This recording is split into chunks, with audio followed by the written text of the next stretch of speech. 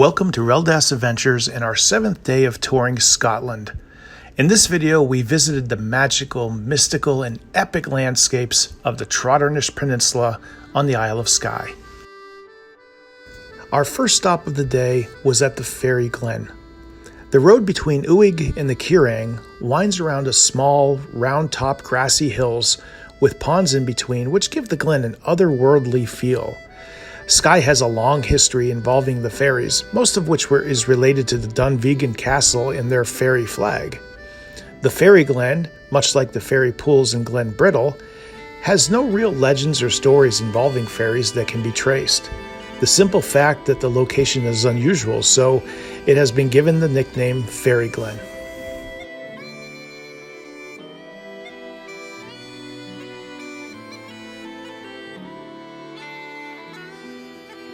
See any fairies? No. Am I supposed to?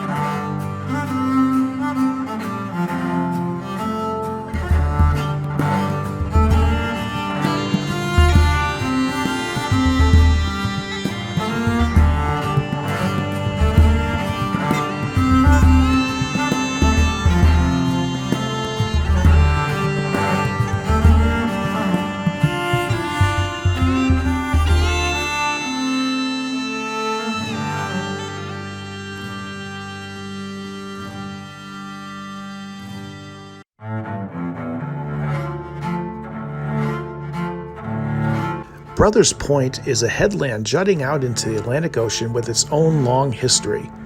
The name is said to be from a monastic community founded here, but there's much, much older remains here too. As of last year, dinosaur footprints have been found at Brothers Point, made over 170 million years ago. They're from dinosaurs called sauropods. We did not venture to see the footprints, but it is cool to know that they were here millions of years ago. Kilt Rock was our next destination and is so named because of the way the basalt rock cliffs appear to fold like pleats in a kilt. The waterfall here is very dramatic and photo-worthy.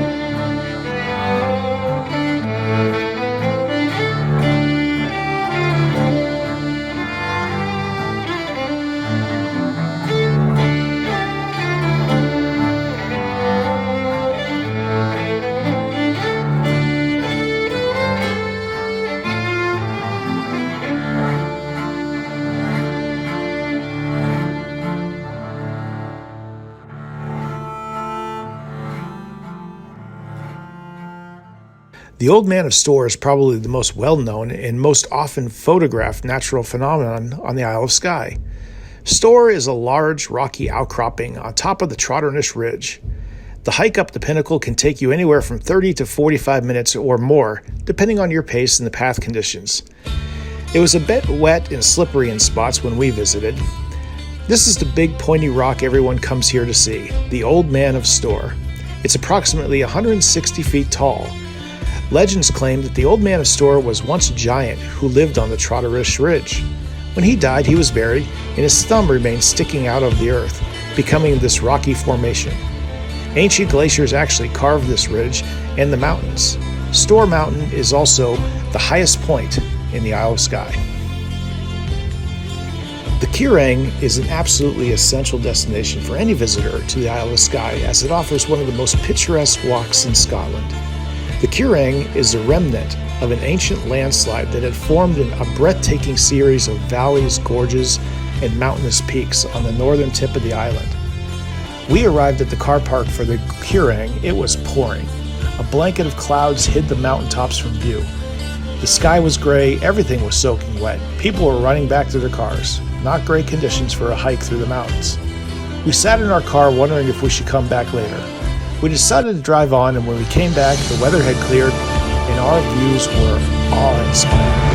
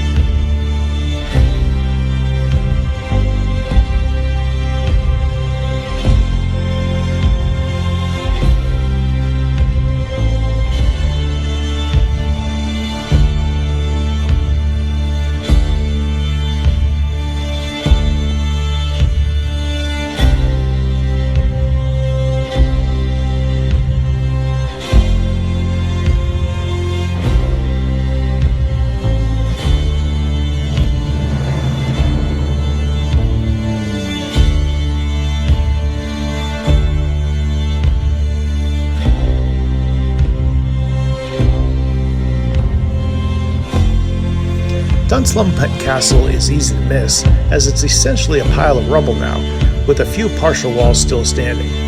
But the view from here is incredible. It's just about a half-hour drive north of Kilt Rock.